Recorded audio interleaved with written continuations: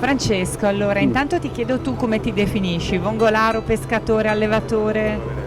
Vongolaro e anche allevatore. Che differenza c'è? Allora il pescatore pesca il prodotto, va a pescare, l'allevatore invece lo coltiva, lo alleva, lo semina. Da quanto tempo lo fai? Allora ho cominciato dal 99, facevo il pescatore, il vongolaro. Dopo dal 2003 siamo entrati solo allevatori. Lo fai assieme a tuo papà? Sì, e no, c'è anche mio fratello. Quindi Siamo un'impresa di noi- famiglia? Di famiglia, Da sempre? sì, da sempre. Io ho cominciato fin da bambino a stare dietro presso mio papà. Come si diventa vongolaro e poi allevatore?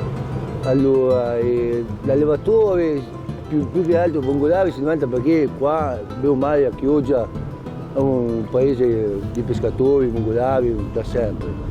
Da quanto è che hai iniziato a salire in barca, a venire? Ah, da piccolo, mio papà una volta faceva il somministratore, andava a cozze sott'acqua. A 11 anni ero già, che andavo d'estate. Quindi tu hai iniziato a lavorare praticamente giovanissimo? 14 anni, E da quanti 14 anni fai questo?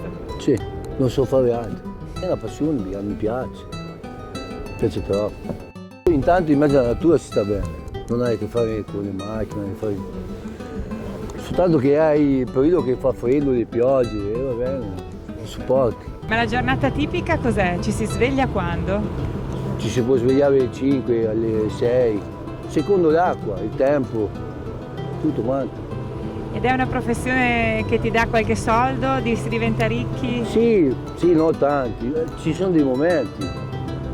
Magari il momento che va bene, il momento che invece non va bene, puoi perdere anche tutto, ma non si diventa ricchi.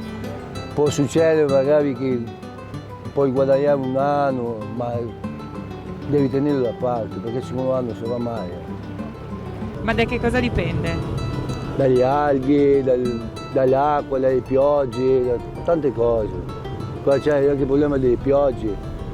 Qua abbiamo i fiumi, quando magari il fiume scarica troppa acqua dolce, la mungola si chiude, va sotto.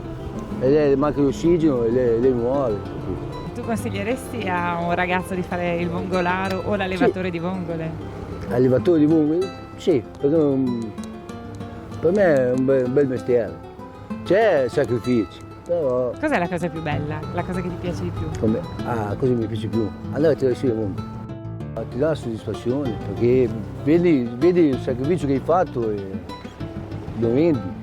E quando va male cosa pensi? Delle volte mi butto giù, delle volte penso è andata così.